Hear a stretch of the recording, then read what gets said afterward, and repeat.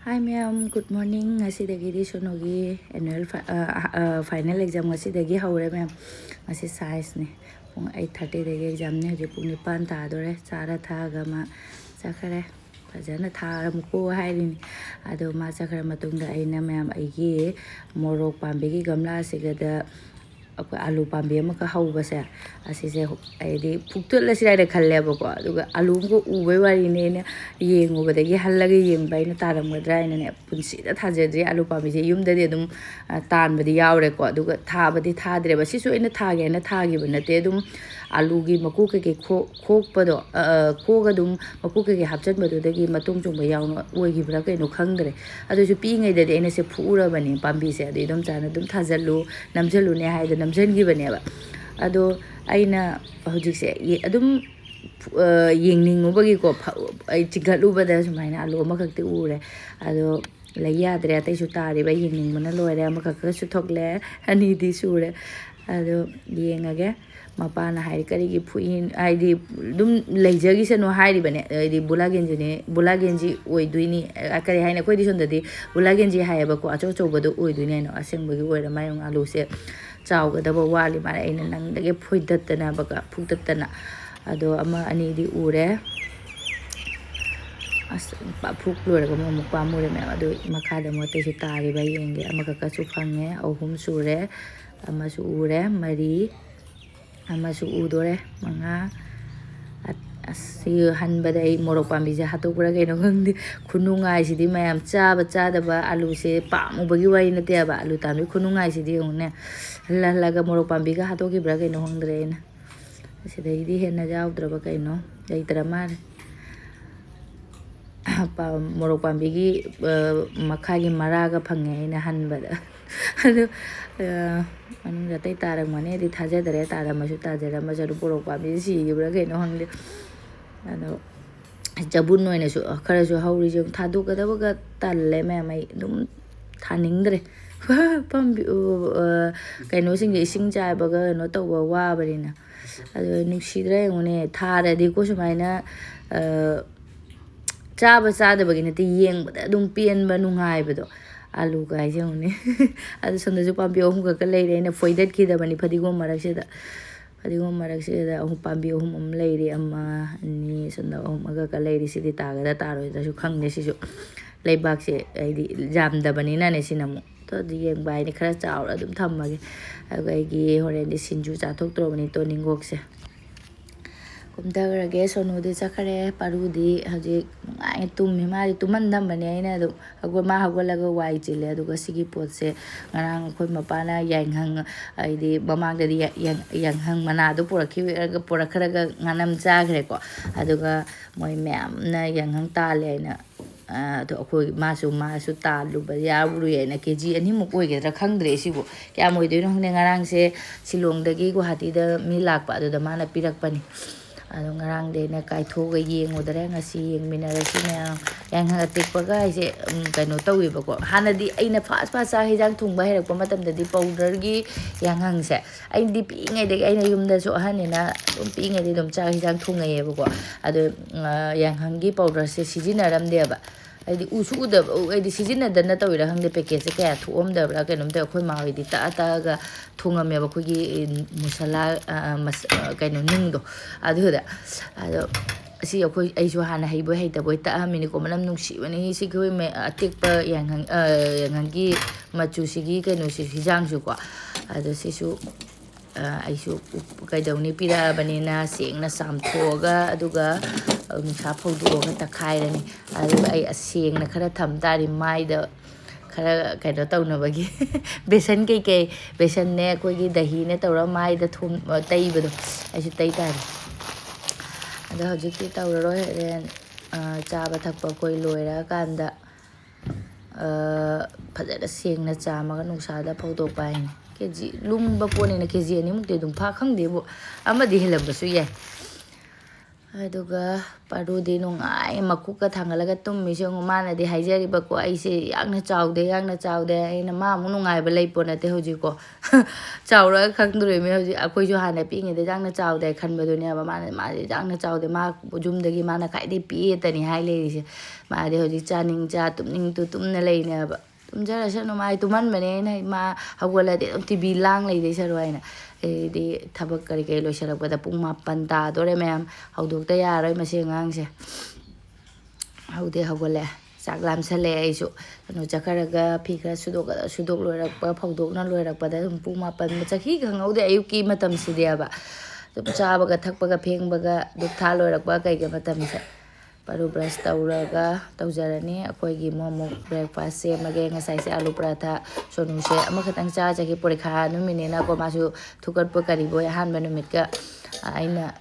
ꯑꯅꯤꯈꯛ ꯁꯦꯝꯕꯤꯔꯒꯦ ꯍꯥꯏꯕ ꯌꯥꯗ꯭ꯔꯦ ꯃꯥ ꯑꯃꯈꯛꯇꯪ ꯆꯥꯔꯒꯦ ꯍꯥꯏꯅ ꯑꯃꯈꯛ ꯍꯧꯔ ꯆꯠꯈ꯭ꯔꯦ ꯑꯩꯒ ꯄꯥꯔꯨꯒ ꯑꯃꯨꯛ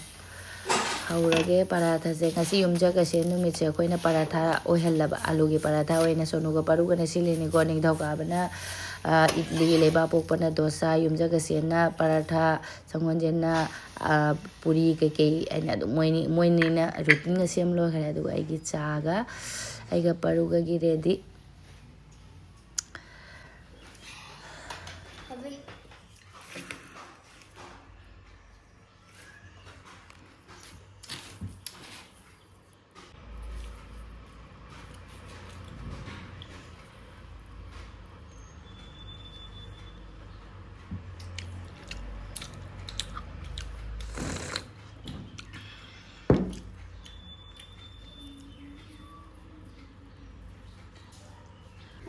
ꯄꯥꯔꯨꯁꯤꯅ ꯃꯣꯔꯣꯛ ꯇꯤꯜꯍꯧ ꯈꯟꯗꯣꯔꯛꯏꯁꯦ ꯃꯣꯔꯣꯛ ꯇꯤꯜꯍꯧꯗꯤ ꯑꯗꯨꯝ ꯆꯥꯏ ꯃꯣꯔꯣꯛꯁꯦ ꯑꯗꯨꯒ ꯑꯩꯁꯦ ꯁꯤꯁꯦ ꯂꯩꯕꯥꯛ ꯌꯥꯝ ꯅꯞꯄꯦ ꯌꯥꯏꯍꯪꯁꯦ ꯁꯦꯡꯅ ꯆꯥꯝꯊꯣꯛꯇ ꯌꯥꯔꯣꯏ 3, 4, 5, 6 ꯆꯥꯝꯃ ꯏꯁꯤꯡ ꯈꯔ ꯇꯤꯡꯖꯟ ꯊꯝꯃꯅꯤ ꯑꯗꯨꯝ ꯂꯩꯕꯥꯛ ꯀꯥꯔꯛꯇ ꯏꯁꯤꯡꯁꯦ ꯀꯩꯅꯣ ꯇꯧꯅꯕ ꯍꯥꯏꯅ ꯑꯗꯨꯒ ꯁꯒꯣꯜ ꯍꯋꯥꯏ ꯆꯝꯊꯣꯡ ꯆꯥꯒꯦꯅ ꯁꯒꯣꯜ ꯍꯋꯥꯏꯁꯦ ꯑꯩꯅ ꯉꯁꯥꯏ ꯇꯨꯝ ꯍꯧꯒꯠꯂꯛꯄꯒ ꯇꯤꯡꯉꯤꯕꯅꯤ ꯑꯗꯨꯁꯦ ꯉꯥꯏꯍꯥꯛꯇꯪꯗꯤ ꯇꯤꯡꯉ ꯊꯝꯃꯒꯦ ꯄꯥꯔꯨ ꯃꯄꯥ ꯋꯥꯔꯤ ꯁꯥꯟꯅꯔꯤ ꯋꯥꯔꯤ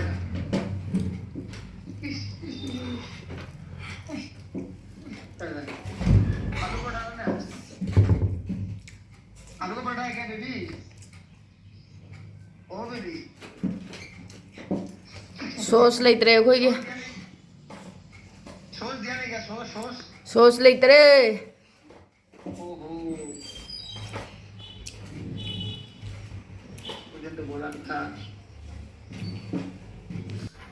ꯑꯩꯈꯣꯏꯒꯤ ꯈꯤꯔꯀꯤꯗꯒꯤ ꯎꯕ ꯍꯟꯗꯛꯇꯤ ꯄꯨꯡꯗꯣꯟ ꯄꯥꯝꯕꯤꯁꯦ ꯂꯥꯞꯅ ꯆꯠꯈ꯭ꯔꯦ ꯂꯥꯞꯅ ꯆꯠꯈꯤꯕꯅꯁꯨ ꯐꯩ ꯇꯤꯟ ꯀꯥꯡ ꯀꯤꯖꯩꯌꯦꯕꯀꯣ ꯑꯗꯨꯝ ꯄꯥꯝꯕꯤꯁꯤꯗꯒꯤ ꯄꯨꯡꯗꯣꯟ ꯑꯁꯪꯕꯒ ꯄꯥꯜꯂꯤꯁꯦ ꯄꯥꯔꯨꯅ ꯁꯤ ꯍꯦꯛꯎ ꯍꯥꯏꯅ ꯂꯣꯏꯔꯦ ꯑꯩ ꯉꯁꯤ ꯃꯤꯅꯤ ꯕꯖꯥꯔꯗꯒꯤ ꯑꯩꯈꯣꯏꯒꯤ ꯑꯆꯧꯕꯤꯗꯣ ꯍꯥꯏꯕ꯭ꯔꯤꯠ ꯍꯥꯏꯒꯗ꯭ꯔꯥ ꯑꯗꯨꯗꯣ ꯄꯤꯖꯗꯣꯏꯅꯤ ꯍꯥꯏꯕꯩꯅ ꯑꯗꯨꯒ ꯄꯥꯔꯨ ꯗ꯭ꯔꯣꯌꯤꯡ ꯇꯧꯈ꯭ꯔꯦ ꯉꯥꯏꯍꯥꯛ ꯂꯥꯏꯔꯤꯛ ꯇꯧꯔꯅꯤ ꯑꯗꯨꯒ ꯆꯥꯛ ꯑꯃꯨꯛ ꯊꯣꯡꯕ ꯃꯇꯝ ꯌꯧꯔꯛꯑꯅꯤ ꯄꯥꯔꯨ ꯀꯦꯛ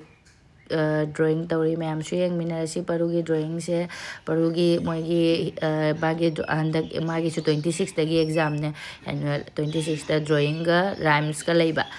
ꯑꯗꯣ ꯗ꯭ꯔꯣꯌꯤꯡꯗ ꯔꯥꯏꯝ 7 ꯄꯤꯔꯛꯑꯦ ꯃꯥ ꯐꯥꯗꯣꯛꯑꯦ ꯑꯗꯨꯒꯩꯗꯤ ꯗ꯭ꯔꯣꯌꯤꯡꯗꯅ ꯀꯦꯛꯀ ꯄꯥꯏꯅꯦꯄꯜꯒ ꯑꯗꯨꯒ ꯀꯔꯤꯒꯅꯣ ꯕ꯭ꯔꯤꯟꯖꯜ ꯑꯃꯒ ꯑꯗꯣ ꯄꯥꯔꯨ ꯌꯦꯛꯄ ꯇꯝꯃꯒ ꯍꯩꯔꯦ ꯃꯥ ꯍꯧꯖꯤꯛ ꯑꯩꯅ ꯑꯗꯨꯝ ꯌꯦꯛꯇꯅ ꯂꯩꯔꯨ ꯑꯗꯨꯒ ꯐꯖꯔꯛꯄ ꯍꯦꯜꯂꯛꯇꯣꯏꯅꯦꯕ ꯑꯗꯨ ꯌꯦꯡꯃꯤꯟꯅꯔꯁꯤ ꯄꯥꯔꯨ ꯗ꯭ꯔꯣꯌꯤꯡꯁꯦ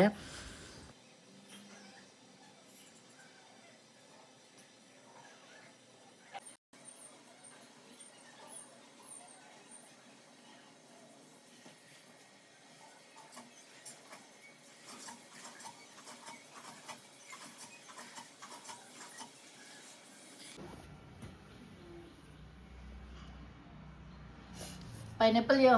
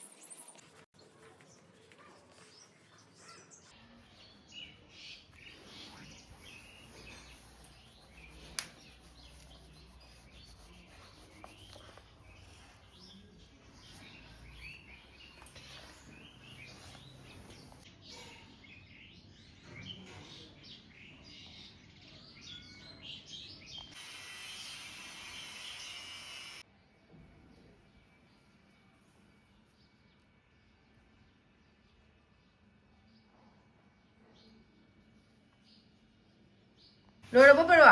Mami ito. Kaino to? Line. Du kaino, mami du kaino, du kai kono. Brinjal. Brinjal spelling kaino ito jings.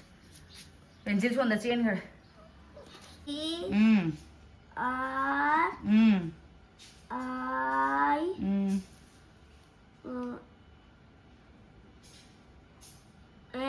N. J. A. L. E. A. K.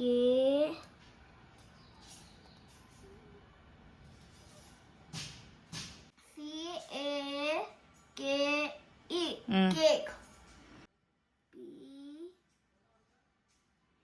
I. N. E. A. Double P. L. E. Pineapple. Drawing di tau thoe Paru aduga lari nga hak tak pirani Paru gi hak like tau loi ra hega Paru sakhare ma tv yang jakhare ma kui ne ga like tau ning bon ate ko mamon changak te ba ma nga hak mamon changi nge da hak pap tau tho bu na loi ra do hji matam so ayau khare da pung 13 ga minute 13 chale pung 13 ma kai sonu su lak to ra mani ado aine yang hang se nungsa phairing nei da pap soido ga pho ho ga tau ma cham bai sing se ai di hijang na pi cham ba gi sing ji su ko dum lem na lang chek te ba ko mathak tu dum ising chai sal le duna yang hang gi cham ba ising du su mathak ta chai sal lo ge tau bani na ai di dum yanam ga ke dum ba da haijan ge na ne se soido ga ajik nungsa phab na lo ra mam nungsa hajik nungsa se haigale ba tum bu tum ni nge mam paro tarak pada nanduga moi porikha ge kari gina na theng na muk tum ma bina ngarang ga su tum ni nge asidi ado mam aina khutna soiram ba se kuina sang du ma raina akoi sinsit se porak pane aduga se da oi sit mana thudura ma raina khutna soi ba sina ko kano de khara tharap to isi oi di thunna su kang ani parap tawra bani na mai taw loi na soido ge akoi Paru na cameraman ni ada mai taw loi na aina soido mam macha si de khutna dum soido ge aduga nungsa pho leiring ai da phawrani khut ka loi chu loi da ma phone gi cover ga se chu ra pone na nga mo video low ba se gi ko ada sa ajik tin nungsa pha bai ni na phana dum kangsan ga ni na han ju sing ju bai na ina khutna soi ra ga pho ba do thuna dum kang ge ba ma chu si su dum kang ani yung gi ni na khajik tang hap pa da dum yam henjan ge de mum bazar gi si di ka tang henjan ge ju khara bu phai adu yung gi sitama hayeng takai loi ra ga di ko hap pa da manam एकदम हादुरे नि अदुना खजि हाप युमगे सुबा से अदु युमदा सुबना सु हेना काना बरा खंगदरे अखोइ इनाउ पिना हाय KG the 15 पि हैना माइन पाना पुरे हैना ने 15 पि रदे दम अखोइ जुमदा सु सुमायना तौरगा ग्राइंडर दा तखाइ रदे दम फना कुइना चानेबा सिना nga sai cham badugi ising leipa ke ke yaw bado keno da hejan ba to ni khok adu phakpai ne aduga sinju gi pot khara sinju gi mana masing khara he khara ni to ni khok chi mapan ne hendok tana re besine kyam phaja khara si mana sing sa pani khok aduga yenam ke ke tawra khara mana masing man gara ga sinju sura ge kuire sinju se chaning na le rak pa sono la pung 13 pung nipa thum thabak suradi ko matam se chakhi khangau de thabak sudra ga tani ko tum phone ga namna lebe mit pu chok sare dum thabak leita ba matam da ga deba thabak suna dum leira di matam se chakhi khangau de sono lak pa na ha le gi hum Paru nga like tak lor ba cha lor ko da ai khuchi ong ne as mehendi tai ba gi type da na pu ka na le tilhau mana se cha ba yare hoji khara khara bo exam pharamara तो no exam form चकला मबा अरे पराठा हौगदबा हौरा ओरा पराठा चकजा दरो पराठा जा आइगी सिंजुगी मसन खरदी है ला पराठा हौरम थेंग दोरे आइगी चाक से पुंग बारो तादै तौरमनी बो अदो सोनु से ngasai matan ama khatang chara chakhi bane na chakla ama mare ba chak su loi hogdare aisu aje paratha ama ka parpa haura pizara ge aduga sinju su ba matam changane ba tamna muk chak thong bai ni ama magi paratha sa thobi ge ina parugi tiffin happy gen taw bane ba aduga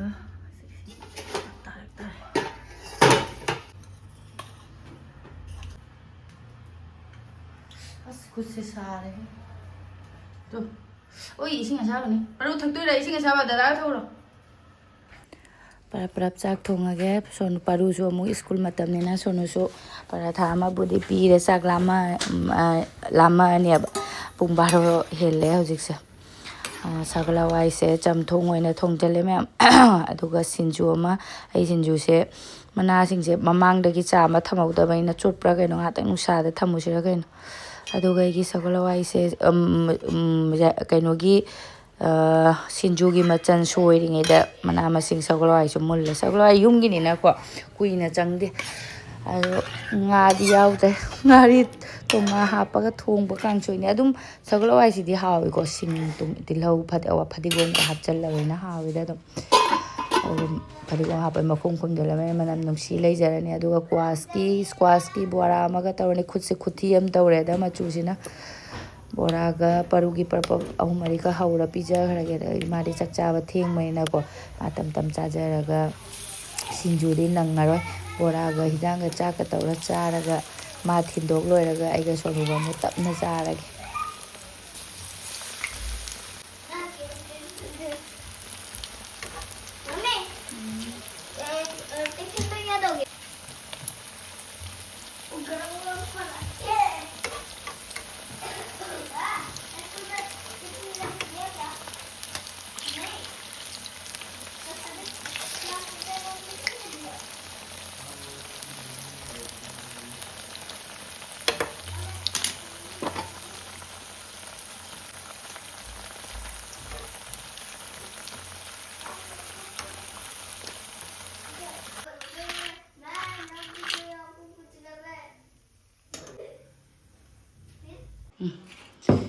Paru thok le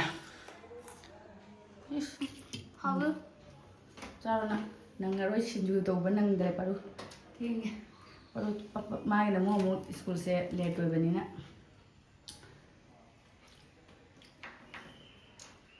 tolu rama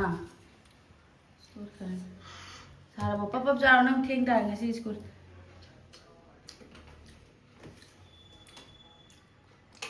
nang sinju jagadra chani hore school de hala charo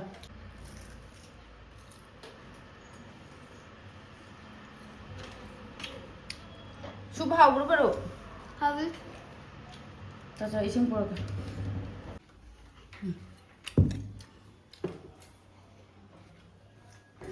Paru charing and the magi tiffin paratha ngasai katang thambi ho bai na paratha maka happy again. Yam chawbadi nate the chakcha chatpanina ki debako adum doju mayam chana banina khara amakakte happy adu sagla aise ngone mahi loi chumma chara chakhare mapang thamame aina mapang chaning bako moi humamna mapa macha moina mu mahi am chajaning ba sit nan cha tho me school gi ready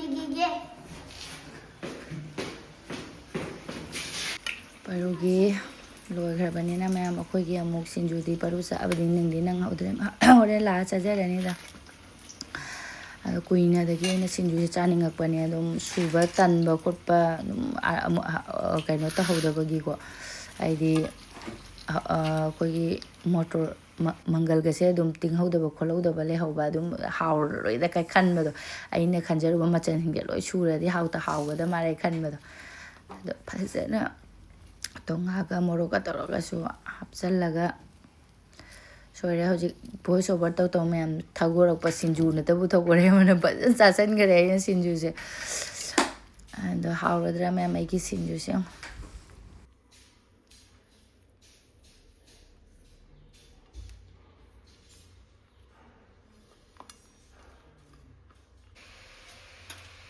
August sana bora kharaga mu hore ngasai paru se magi de loin charamba nate da khara dile hauri bani ado khara maga haure aiga sonuga amu fudarage pung ani tare mem thenge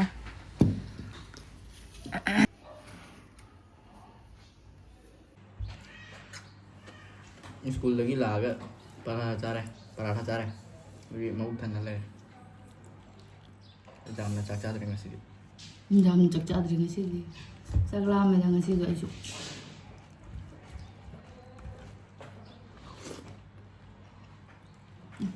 sinju ju ya haure da me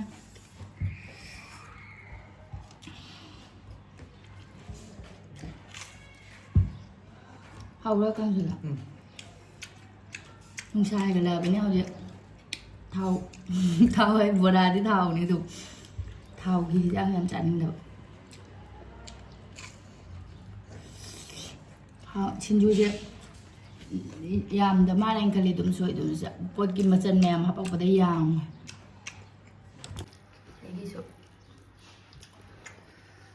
ꯀꯩꯀꯩ ꯍꯥꯄꯛꯄꯅꯣ ꯁꯤꯡꯖꯨꯁꯦ ꯌꯥꯝꯃꯦꯗꯤ ꯈꯜꯂꯤꯀꯣ ꯑꯗꯨꯝ addict ꯆꯨꯕ ꯍꯥꯏꯇꯥꯔꯦ ꯄꯥꯔꯨꯒꯤ ꯈꯔ ꯑꯩꯅ ꯈꯥꯏꯗꯣꯛꯄꯤꯔꯦ ꯑꯗꯨꯝ ꯆꯥ ꯑꯩꯅꯗꯤ ꯈꯖꯤꯛꯇ ꯂꯧꯕꯅꯤꯀꯣ ꯑꯩꯒꯤ ꯄꯨꯈꯝꯗ ꯑꯗꯣ ꯑꯗꯨم ꯂꯣꯏꯁꯜꯂꯛꯑꯦ ꯃꯌꯥꯝ ꯍꯥꯎꯈ꯭ꯔꯦ ꯐꯖꯅ ꯁꯤꯡꯖꯨꯁꯦ ꯑꯗꯨꯒ ꯃꯌꯥꯝ ꯆꯥꯛ ꯇꯣꯛ ꯂꯣꯏꯔꯛꯄ ꯇꯨꯝꯅꯤꯡꯉꯦꯕꯨ ꯉꯁꯤꯗꯤ ꯐꯖꯅ ꯑꯗꯨꯒ ꯃꯌꯥꯝ ꯍꯧꯖꯤꯛꯁꯦ ꯄꯨꯡ 5 ꯇꯥꯗꯣꯔꯦ ꯄꯥꯔꯨ ꯂꯧꯕ ꯑꯃꯨꯛ ꯌꯧꯔꯦ ꯍꯥꯏꯗꯤ ꯑꯩꯒꯤ ꯉꯁꯥꯏ ꯌꯥꯏꯍꯪꯗꯣ ꯂꯧꯁꯜꯂꯛꯄꯅꯤ ꯀ꯭ꯔꯦꯝ ꯂꯥꯎꯔꯦ ꯑꯗꯨꯝ ꯑꯩꯗꯤ ꯈꯨꯠꯅ ꯁꯣꯏꯕꯁꯤ ꯈꯤꯇꯪꯗꯤ ꯀꯩꯅꯣ ꯇꯧꯔꯦꯀꯣ ꯑꯗꯨꯒ ꯁꯤ ꯀ꯭ꯔꯦꯝ ꯂꯥꯎꯔꯦ ꯑꯗꯨꯝ ꯑꯩ ꯍꯥꯏꯐꯦꯠ ꯀꯦꯝꯓꯜꯂꯛꯑꯦꯕ ꯅꯨꯡꯁꯥꯒ ꯐꯕꯅꯦ ꯑꯗꯨꯒꯩꯗꯤ ꯄꯥꯔꯕꯅꯤꯅ ꯑꯗ ꯅꯨꯃꯤꯠ 2-3 ꯈꯛꯇ ꯑꯃꯨꯛ ꯐꯧꯈꯤꯅꯤꯗ ꯐꯖꯅ ꯀꯪꯁꯅꯨ ꯑꯗꯨꯏꯗꯤ ꯀꯨꯏꯅ ꯊꯝꯕ ꯌꯥꯅꯦꯕ ꯃꯆꯨꯗꯤ ꯌꯥꯝꯅꯁꯨ ꯍꯥꯞꯄ ꯅꯠꯇꯕꯅꯤꯅ ꯐꯅ ꯌꯥꯝꯅꯗꯤ ꯊꯣꯛꯀꯅꯤ ꯑꯗꯣ ꯃꯀꯪ ꯐꯥꯗ꯭ꯔꯒꯗꯤ ꯍꯌꯦꯡ ꯀꯣꯛꯐꯥꯏ ꯀꯥꯔꯗꯁꯨ ꯑꯩꯈꯣꯏꯒꯤ ꯃꯇꯨꯝ ꯇꯥꯕꯗꯣ ꯑꯣꯏꯔꯛꯀꯅꯦꯕ ꯑꯗꯨꯅ 4-5 ꯑꯃꯗꯤ ꯅꯨꯡꯁꯥ ꯐꯖꯅ ꯐꯧꯔꯒ ꯇꯛꯈꯥꯏ ꯑꯗꯨꯝ ꯏꯃꯨꯡ ꯃꯅꯨꯡ ꯑꯣꯏꯔꯁꯨ ꯁꯟꯗꯣꯛ ꯊꯝꯃꯗꯤ ꯑꯗꯨꯝ ꯀꯪꯁꯟꯅꯤ ꯑꯗꯨꯒ ꯄꯥꯔꯨ ꯂꯧꯕ ꯂꯥꯛꯏꯅꯤ ꯃꯌꯥꯝ ꯕꯖꯥꯔꯁꯨ ꯇꯧꯔꯅꯤ ꯉꯁꯤꯗꯤ ꯕꯖꯥꯔ ꯅꯨꯃꯤꯠꯅꯤꯅ ꯐꯨꯜꯀꯣꯕꯤ ꯌꯣꯜꯂꯦ ꯉꯁꯥꯏꯅ ꯐꯨꯜꯀꯣꯕꯤꯒ ꯂꯩꯔꯔꯣꯏꯁꯤꯔ ꯈꯪꯗꯦ ꯐꯖꯅ ꯆꯥꯔꯦ ꯐꯨꯜꯀꯣꯕꯤ ꯍꯟꯗꯛ ꯆꯍꯤꯒꯤ ꯄꯥꯔꯨ ꯊꯣꯛꯂꯛꯑꯦ ꯀꯩꯒꯤ ꯊꯦꯡꯅ ꯂꯥꯛꯏꯅꯣ ꯀꯥꯏꯅ ꯑꯩꯉꯣꯟꯗ ꯉꯥꯡꯉꯤꯁꯦ ꯑꯃꯨꯛꯅꯦ ꯈꯔꯕꯨꯗꯤ ꯊꯦꯡꯗꯣꯛꯈ꯭ꯔꯦ ꯑꯩꯁꯨ ꯂꯥꯛꯄꯗ ꯑꯗꯨꯁꯨ ꯃꯣꯏ ꯉꯥꯏꯅꯕ ꯃꯌꯥꯝ ꯄꯦꯔꯦꯟꯁ ꯂꯩꯅꯕꯗꯨꯗꯅꯦ ꯑꯩꯅ ꯈꯤꯇꯪ ꯊꯦꯡ ꯂꯥꯛꯄ ꯒ꯭ꯋꯥꯚꯥ ꯍꯥꯏꯔꯝꯃꯒ ꯄꯥꯔꯨꯅ ꯂꯥꯁꯇ ꯆꯣꯀꯣꯁꯇ ꯂꯣꯏꯁꯤꯟꯈ꯭ꯔꯦ ꯌꯦꯡꯉꯨꯅꯦ ꯒ꯭ꯋꯥꯚꯥꯒ ꯂꯩꯔꯛꯇꯔꯦ ꯏꯃꯥ ꯑꯂꯨ ꯂꯩꯔꯛꯇꯔꯦ ꯑꯗꯣ ꯂꯨꯝꯃꯟꯗꯅꯀꯣ ꯇꯣꯃꯦꯇꯣꯒꯁꯦ ꯄꯣꯞꯄꯝꯃꯅꯤꯅꯦ ꯗꯨꯞ ꯂꯥꯎ ꯇꯥꯈ꯭ꯔꯦ ꯍꯧꯖꯤꯛꯇ KG 2ꯗ ꯂꯨꯄꯥ 50ꯅꯦ ꯍꯥꯏꯗꯅ KG 2ꯒ ꯂꯩꯔꯛꯑꯦꯀꯣ ꯑꯩꯁꯨ ꯑꯗꯨꯒ ꯆꯥꯡꯅ ꯂꯨꯄꯥ 90 ꯄꯤꯔꯛꯄ ꯒ꯭ꯋꯥꯚꯥ ꯂꯩꯔꯛꯇ꯭ꯔꯦ ꯁꯤꯅ ꯃꯕꯨꯛ ꯊꯟꯗꯣꯏꯅꯦ ꯅꯣ ꯃꯦꯗꯥꯗꯤ ꯏꯔꯤ ꯒ꯭ꯋꯥꯚꯥ ꯅꯪ ꯁꯤ ꯆꯥꯔꯕꯅ ꯒ꯭ꯋꯥꯚꯥ ꯍꯥꯏꯔꯛꯄ ꯌꯥꯔꯔꯣꯏ ꯍꯧꯖꯤꯛ ꯍꯥꯏꯔꯣꯏ ꯒ꯭ꯋꯥꯚꯥꯗꯨꯅ ꯍꯦꯜꯗꯤ ꯑꯣꯏꯗꯣꯏꯅꯤ ꯍꯥꯏꯅ ꯍꯥꯏꯕꯁꯤꯗꯤ ꯇꯥꯗꯦꯕ ꯑꯩꯈꯣꯏ ꯄꯥꯔꯨ ꯅꯪ ꯁꯤꯡꯖꯨ ꯆꯥꯒꯗ꯭ꯔꯥ ꯁꯤꯡꯖꯨ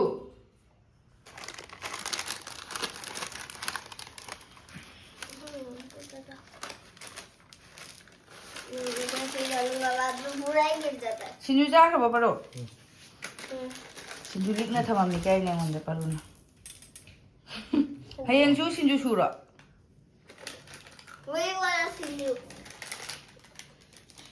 मेरा भी हो गया मेरा भी हो गया